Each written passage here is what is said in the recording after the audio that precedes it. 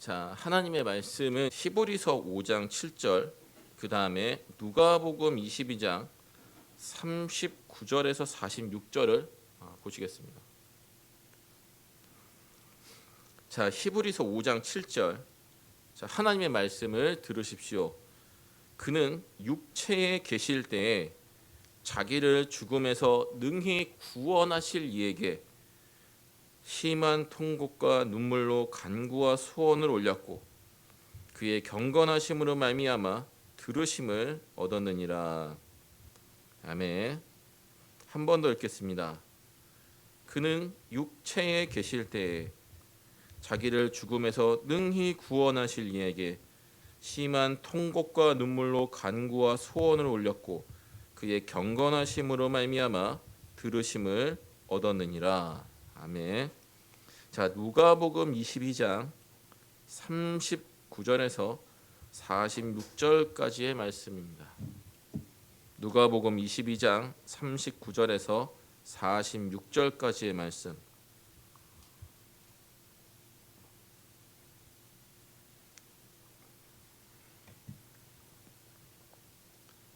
자, 누가복음 22장 39절에서 46절 하나님의 말씀을 또 들으십시오. 예수께서 나가사 습관을 따라 감람산에 가심에 제자들도 따라갔더니 그곳에 이르러 그들에게 이르시되 유혹에 빠지지 않게 기도하라 하시고 그들을 떠나 돌 던질 만큼 가서 무릎을 꿇고 기도하여 이르시되 아버지여, 만일 아버지의 뜻이거든 이 잔을 내게서 옮기시옵소서. 그러나 내 원대로 마시옵고 아버지의 원대로 되기를 원하시나이다 하시니 천사가 하늘로부터 예수께 나타나 힘을 더하더라. 예수께서 힘쓰고 애써도 간절히 기도하시니 땀이 땅에 떨어지는 핏방울 같이 되더라. 기도 후에 일어나 제자들에게 가서 슬픔으로 인하여 잠든 것을 보시고 이르시되 어찌하여 자느냐, 시험에 들지 않게 일어나 기도하라 하시니라. 아멘. 자, 제가 자주 설교한 이 복음서인 이 누가복음은 기도 복음이라 불러도 무방할 정도로 예수님의 기도 생활에 대해서 아주 자세하게 소개하며 또 우리에게 강조하고 있습니다. 자, 누가복음에 나타난 예수님의 기도 여러 가지 특징이 있는데 일단 오늘 이 누가복음 22장 본문에서 나타난 거기서 이제 살펴볼 수 있는 예수님의 기도의 특징은 무엇이냐? 자, 39절 보시면 예수께서 나가사 습관을 따라, 즉 습관적이고 반복적이었다는 것이죠. 자, 생각해 보십시오. 이제 예수님은 다음 날 십자가에 달려 돌아가십니다. 예수님이 이미 자신이 언제 어디서 어떤 방식으로 돌아가실지를 다 알고 계셨습니다. 자, 우리 같으면 이제 내일 우리가 이제 십자가에 달려 죽는다. 하나님으로부터 그렇게 소위 고지를 받았습니다. 전날 밤입니다. 잠이 올까요? 안 오죠? 예. 어떻게 하지? 하나님은 내가 내일 십자가에 달려 죽는다고 말씀하셨는데 너무 걱정되고 이제 두려우니까 이제 기도로 밤을 지새우겠죠. 예수님은 물론 그런 사람이니까 우리가 똑같은 인성을 가지신 분이니까 어떤 죽음에 대한 두려움이 있으셨다기보다는 십자가에 달리는 일이 워낙 중요한 일이니까 예수님은 그 중요한 일을 앞두고 이제 평소에 중요한 일을 앞두고서는 더 많이 기도하셨던 그런 모습들을 우리가 누가복음에서 볼 수 있었으니 당연히 기도하셨을 건데, 그런데 오늘 보시면 39절에서는 습관을 따라, 그러니까 뭔가 중요한 일이 있었기 때문에 기도하셨다기보다는 습관적으로 기도하러 가셨다는 겁니다. 이 이야기를 하려는 것은 원래 아니었는데 이제 본문을 읽다 보니까 이 부분이 눈에 정말 많이 띄어서 오늘 본문의 주제와는 상관없이 다시 말씀을 드립니다. 우리는 인생에서 중요한 결정을 앞두고 간절히 기도하는 경향이 있습니다. 예수님도 복음서에서 특별히 누가복음에서 중대한 결정을 앞두고서는 정말 간절하고 진지하게 오랫동안 기도하시던 모습들이 누가복음에 등장합니다. 그러나 가장 중요한 일이라고 할 수 있는 십자가를 앞두고서는 예수님이 특별히 중요한 일이기 때문에 더 특별한 진지함을 가지고 기도하셨다라기보다는 이 성령의 감동을 받은 누가는 예수님이 습관을 따라 기도하신 것이다 라고 이야기를 합니다. 그러니까 다시 말씀드리지만 우리는 중요한 일을 앞두고서는 중요하게 기도하는 경향이 있습니다. 덜 중요한 일을 앞두고서는 덜 마음을 쓰면서 덜 기도합니다. 그러나 예수님은 습관을 따라서 항상 기도하셨다는 겁니다. 어떤 모습으로요? 이 겟세마네 동산에서의 기도의 모습으로 이 예수님이 굳이 십자가를 앞두고서만 이렇게 땀이 땅에 떨어지는 핏방울 같이 되기까지 신경을 쓰면서 기도하신 것이 아니라, 그게 아니라 일평생 이런 모습으로 기도하셨다는 거예요. 44절 보시면 예수께서 힘쓰고 애써 더욱 간절히 기도하시니 땀이 땅에 떨어지는 핏방울 같이 되더라. 사람이 어떤 일에 아주 몰두하고 엄청나게 스트레스를 받으면서 스트레스를 받는 가운데 엄청나게 몰두하면서 집중하다 보면 이 모세혈관이 다 터지기까지 한답니다. 저는 그래 본 경험이 없는데 의학적으로 그런 일들이 일어날 수 있다고 합니다. 그러면 이 피가 땀샘을 통해서 나왔던지 아니면 그 모세혈관에서 터진 그 핏방울이 땀과 섞여서 땀구멍에서 나오든지, 제가 지금 정확히 기억이 안 나는데 어쨌든 피가 나오게 됩니다. 그것이 바로 이제 44절에서 이게 묘사하는 겁니다. 모세혈관이 다 터졌던 것을 이야기하는데, 예수님이 겟세마네 동산에서만 이렇게 기도하신 것이 아니고 언제요? 습관을 따라 항상 이렇게 기도하셨다. 다시 말씀드리지만 지금 요걸 설명하려는 것은 아니었는데, 이 시간에 좀 우리에게 특별히 성령께서 하시는 말씀이 아닐까라는 생각을 좀 해봅니다.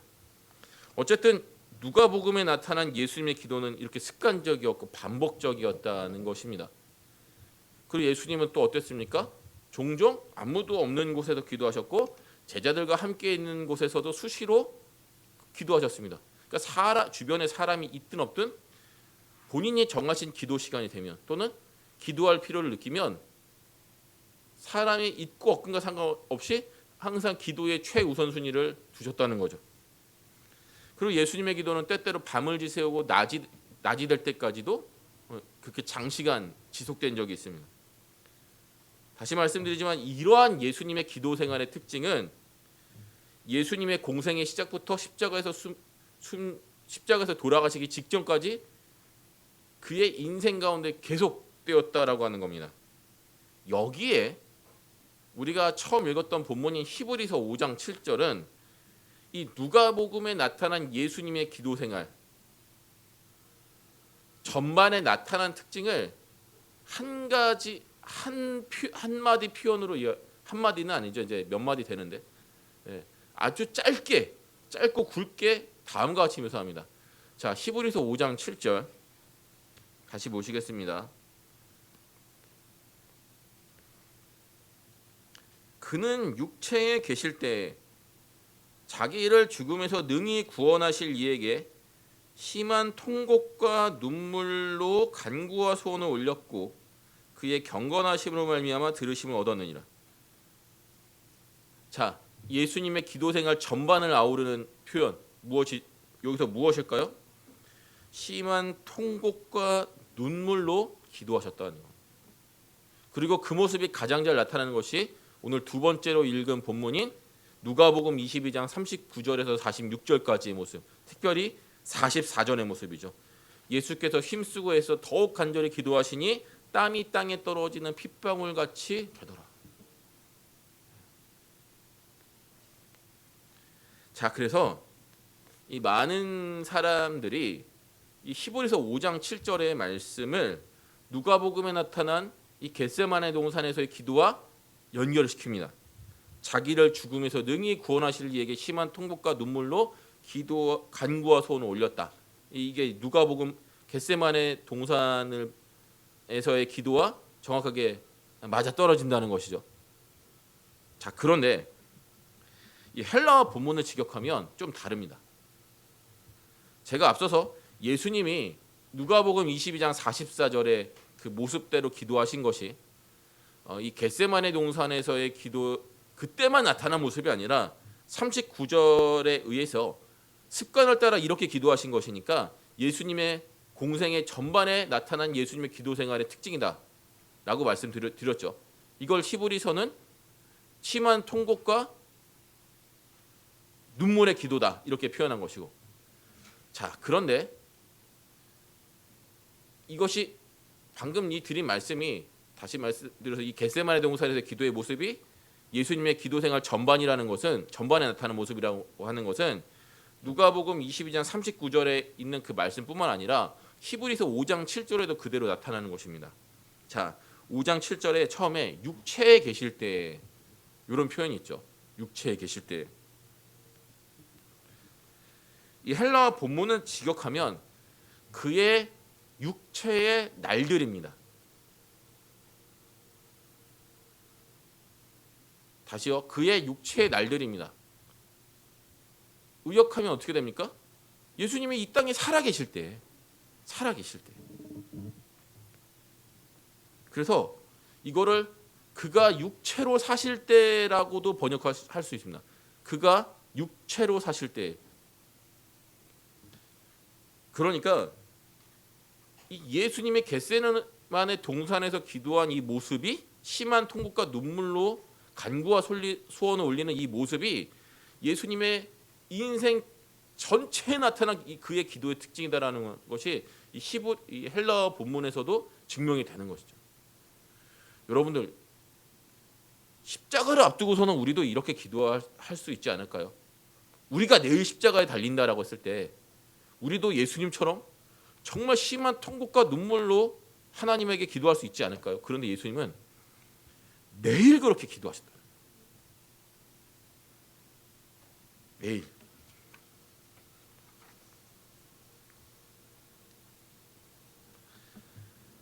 자, 예수님이 왜 그렇게 기도하셨는가? 자, 우리가 좀 생각을 해볼 필요가 있습니다. 도대체 하나님의 아들이 뭐가 아쉬워서 날마다 이렇게 땀이 땅에 떨어지는 핏방울 같이 될 정도로 그렇게 엄청난 그 신경을 쓰면서까지 이렇게 기도하셨는 거예요. 그것은 예수님이 이 땅에 죽으러 오셨기 때문입니다. 자, 예수님은 자신이 이 땅에 오신 궁극적인 목적을 너무 잘 알고 계셨습니다. 그래서 복음서를 보면 예수님은 제자들에게 자신이 앞으로 죽을 것이다라고 하는 것을 몇 차례 예고하셨습니다. 그러니까 이것만 보아도 예수님은 당신이 이 땅에 오신 궁극적인 목적이 무엇인가를 너무나 잘 알고 계셨다는 거죠. 자, 예수님은 이 땅에 오셔서 많은 일들을 하셨습니다. 먼저 천국 복음을 선포하셔서 병든 자를 고치시고 귀신 들린 자를 고쳐주셨습니다. 귀신을 내어 쫓으셨습니다. 그래서 이 땅에서 죄와 사단의 권세를 정복하는 하나님의 나라가 도래했음을 선포하셨습니다. 그러나 이 모든 일은 예수님이 결국에는 당신의 백성들의 죄를 모두 짊어지시고 십자가에서 그들을 대신해서 죽으시고 부활하셔야만 이제 완전히 성취가 되는 그러한 것이었습니다. 결국 예수님은 죄의 문제를 해결하시기 위해서, 즉 당신의 백성들의 죄를 대신 짊어지고 죽기 위해서 이 땅에 오셨다고 해도 절대로 과언이 아닙니다. 이 세상에 태어난 사람들 중에 죽기 위해서 태어난 사람이 누가 있습니까? 그러나 그런 사람이 딱 한 사람이 있으니 그분이 바로 예수님이셨습니다. 죽기 위해 태어난 사람.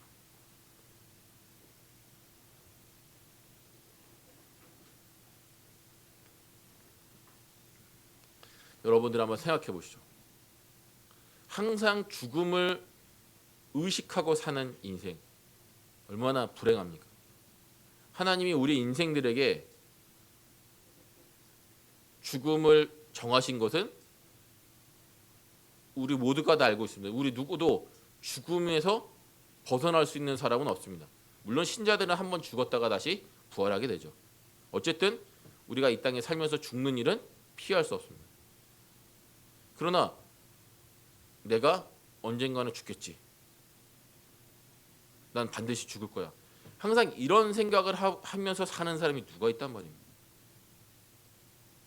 아마 자신이 죽을 거라는 생각을 항상 하고 있는 사람이라면 그 스트레스 때문에 정신이 온전해지지 않거나 아니면 큰 병에 걸려서 얼마 못 살고 아마 바로 죽을 겁니다. 죽음만큼 인간에게 큰 공포와 절망과 그리고 스트레스, 무력감을 주는 것도 없죠. 그런데 예수님은 항상 이 죽음을 생각하며, 그것도 인간이 겪을 수 있는 가장 끔찍한 죽음이라고 하는 이 십자가의 죽음을 생각하며 사신 분입니다. 왜냐하면 그래야 하나님이 자신에게 주신 인류 구원의 사명이 완수되기 때문입니다.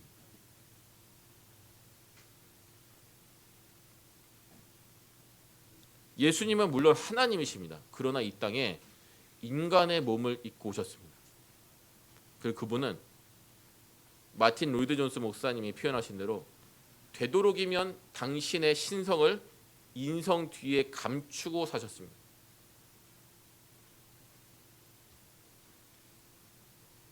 예수님도 우리처럼 혈과 육을 지니셨기 때문에 사람이 이 땅에서 겪을 수밖에 없는 고통과 고난과 괴로움과 슬픔과 비통함을 모두 경험하셨습니다. 항상 죽음의 압박감 가운데서 사셨고, 그리고 그 죽음이라고 하는 것은 단순히 우리가 막연히 느끼는 죽음의 공포가 아니라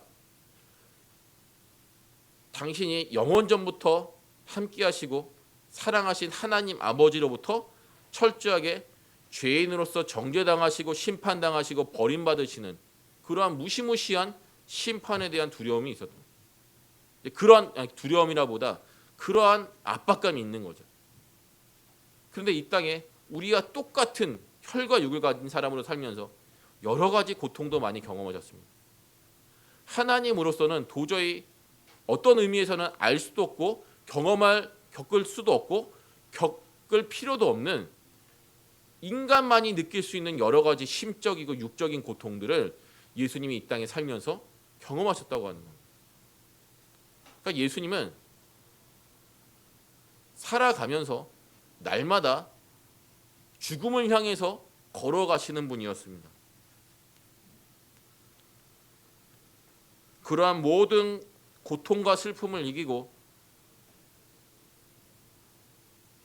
계속되는 죽음의 고비를 넘으면서 십자가의 죽음으로 하나님 아버지의 뜻을 이루기 위해서 예수님은 하나님을 전적으로 의지하며 심한 통곡과 눈물로 기도하실 수밖에 없었던 것입니다. 예수님은 하나님 아버지의 이름이 거룩히 여김을 받으시고 하나님의 나라가 이 땅에 임하며 하나님의 뜻이 천국에서 온전히 이루어지는 것 같이 이 땅에서도 이루어지는 그 영광의 그날을 너무도 간절히 바라셨습니다. 예수님은 제자들에게 기도를 알려주신 것처럼 그렇게 기도하시고 또 그렇게 기도하신 내용대로 사셨던 분입니다. 그 일을 위해서라면 십자가의 죽음은 반드시 거쳐야 할 관문이었습니다. 그래서 예수님은 당신의 가장 간절한 열망을 당신의 죽음으로 이루시기를 원하셨고 그 가운데서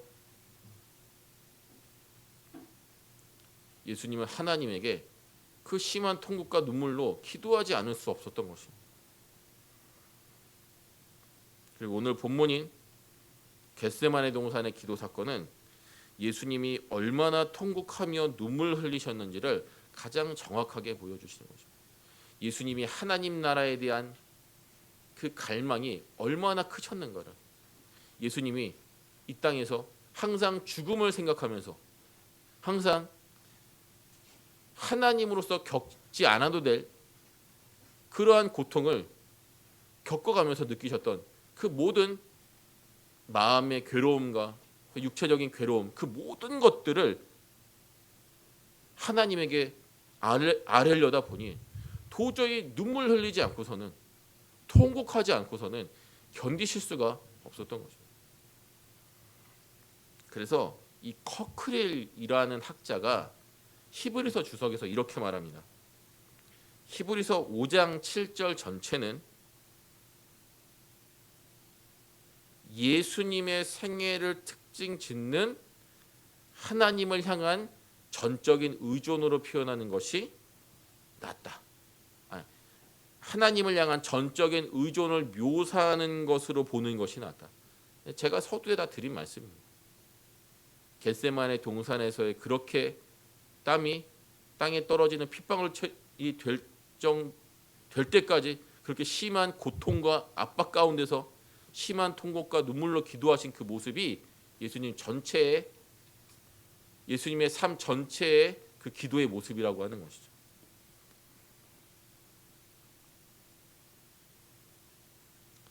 그래서 이 누가복음과 히브리서에 나타난 예수님의 기도 생활을 종합해 보면 다음과 같습니다. 예수님의 기도는 습관적이고 반복적이었다. 예수님의 기도는 시간과 장소와 상황을 고려하지 않았다. 기도할 필요를 느끼면, 기도할 시간이 되면 모든 일을 다 제쳐두고 기도에 힘쓰셨다. 예수님은 혼자 기도하시기도 하고 사람들과 함께 있을 때에도 기도하셨다.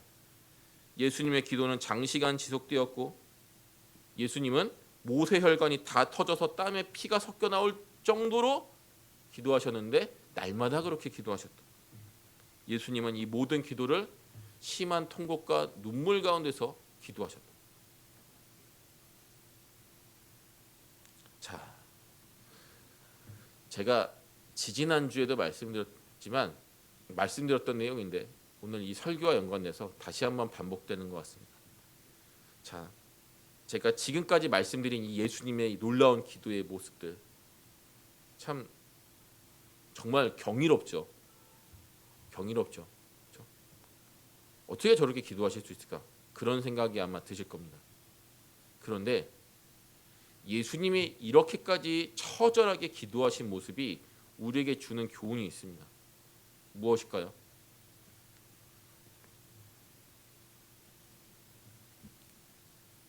지난주에도 말씀드렸다시피 예수님은 사실 기도하실 필요가 없는 분입니다. 항상 하나님과 연합되어 계신 분이고 따라서 예수님은 하나님과의 소통에 아무런 문제나 막힘이 없는 분이기 때문에 예수님은 굳이 기도라는 형식을 빌어서 이렇게까지 처절하게 기도하실 필요가 없는 분입니다. 그냥 말만 해도, 혼잣말로 해도, 생각만 하셔도, 아니 생각하지 않아도 이미 전능하신 하나님은 예수님과 온전히 연합되어 있기 때문에 사실 아들과 아버지는 한 분이시기 때문에 예수님은 아무 기도를 하지 않아도 항상 하나님 아버지는 예수님의 모든 기도에 응답하시는 분입니다. 기도할 필요가 0.1%도 없는 분입니다. 신학적으로 보면 그렇습니다. 그런데 이렇게까지 기도하셨다라고 하는 것은 우리와 같은 죄인들이 얼마나 더 하나님 앞에 기도해야 하는가를 보여주시기 위함입니다. 다시 말씀드리겠습니다. 예수님은 인간이 기도하는 것과 같은 방식으로 기도하실 필요가 조금도 아예 없으신 분입니다.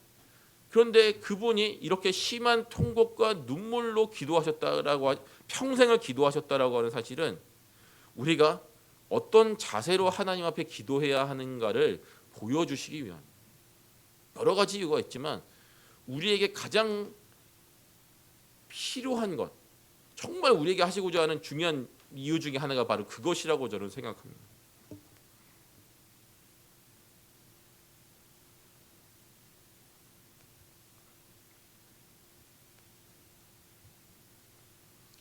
기도할 필요가 없는 분이 이렇게까지 기도하시는데 매 순간 기도해도 부족한 우리는 그분이 기도하신 곳에 10,000분의 1도 못 따라가고 있죠.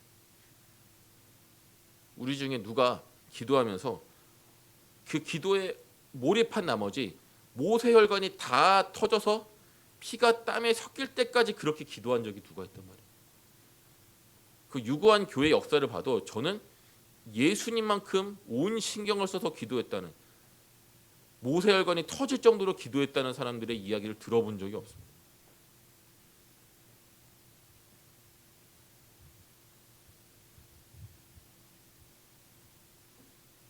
그래서 이 기도에 관한 설교는 우리가 얼마나 여러분들이 정말 기도 안 하는 사람들이다 이렇게 여러분들의 기도의 모습을 드러내고 혹시나 여러분들을 정죄하고 비난하는 그런 것이 아니라 항상 저 자신을 향한 설교입니다.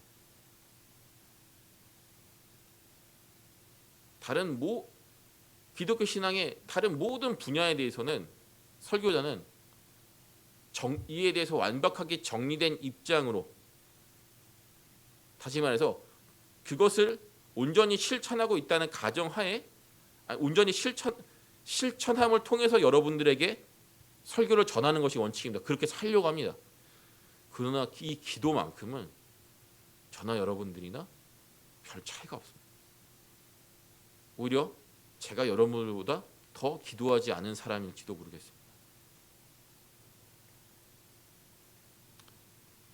이 예수님의 기도 생활은 우리 모두를 기도하지 않은 죄인이라고 말합니다.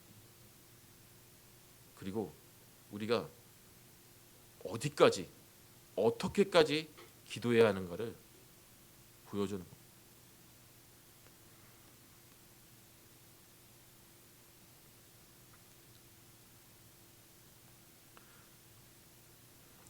소위 한국교회 안에 기도의 분량이라고 하는 말이 유행한 적이 있습니다. 기도를 얼마만큼 채워야, 기도의 양을 얼마만큼 쌓으면 하나님이 거기에 대해서 응답하신다라고 하는 것이죠. 틀린 말입니다. 틀린 말인데 성경은 기도의 분량이라고 하는 말보다 어떻게 보면 더 힘들고 어려운 요구를 지금 우리에게 하는 겁니다. 기도할 필요가 없는 예수님이 이렇게까지 기도하셨다면 너희는 얼마나 더 기도해야 하는지 알겠느냐. 저는 이 본문을 보면서 한 가지 사실을 확신하게 됐습니다. 우리가 예수님의 삶의 10,000분의 1도 따라가지 못하는 이유는 우리가 예수님의 기도의 10,000분의 1도 따라가지 못하기 때문이다라고.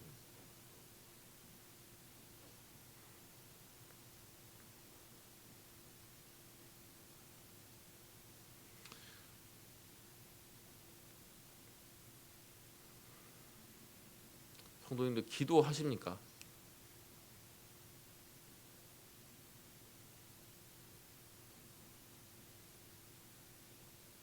여러분들 개인의 문제이든 가정의 문제이든 아니면 그것을 넘어서 여러분들의 직장과 학업과 그리고 이 나라의 문제이든 간에 상관없이 여러분들 간절히 기도하고 계십니다.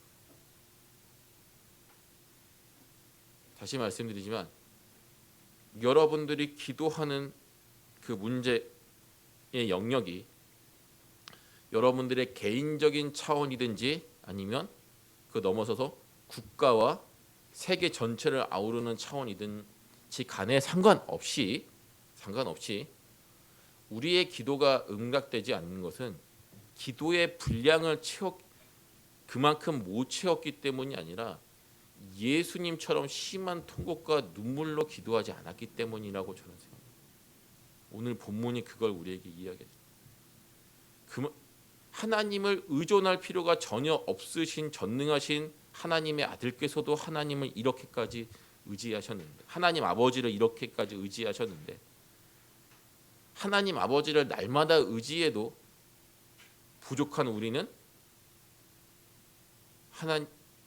기도를 통해서 하나님을 의지하지 않고 있죠.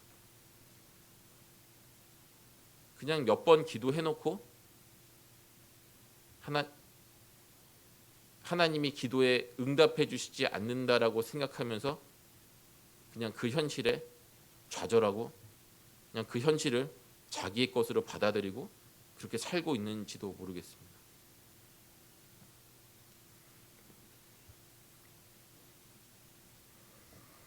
우리에게 이러한 간절함이 필요합니다. 예수님이 심한 통곡과 눈물로 기도하셨던, 그렇게까지 하나님을 의지하실 수밖에 없었던 그 마음이 우리에게 있어야 합니다. 그래야 여러분들의 신앙이 회복되고 여러분들의 개인의 문제, 가정의 문제, 직장의 문제, 또 여러분이 기도하는 어떠한 문제든지 간에 그러한 것들이 비로소 하나님의 능력을 힘입어 해결될 것이라고 오늘 본문은 말하는 것 같습니다.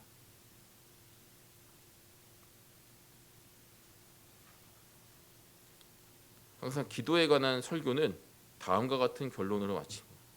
그러니 다시 기도의 자리에 나아가시고 더 지금까지 기도하셨던 것보다 더 기도하십시오. 되도록이면 예수님이 겟세마네 동산에서 일평생 보여주셨던 이 심한 통곡과 눈물의 기도가 내 기도가 해달라고, 여러분 자신의 기도가 되게 해달라고 그렇게 기도하십시오. 예수님처럼 기도하면 응답받지 못할 기도가 없는 줄로 압니다. 기도하겠습니다. 하나님 아버지, 기도할 필요가 없는 예수님도 이렇게까지 기도하셨는데 매 순간마다 기도에도 부족한 우리는 예수님의 기도의 모습에 조금도 따라가지 못함을 우리는 살펴봅니다. 말씀을 전하는 자나 듣는 자나 모두가 한 가지로 하나님 앞에 기도하지 않는 죄인들에 불과합니다.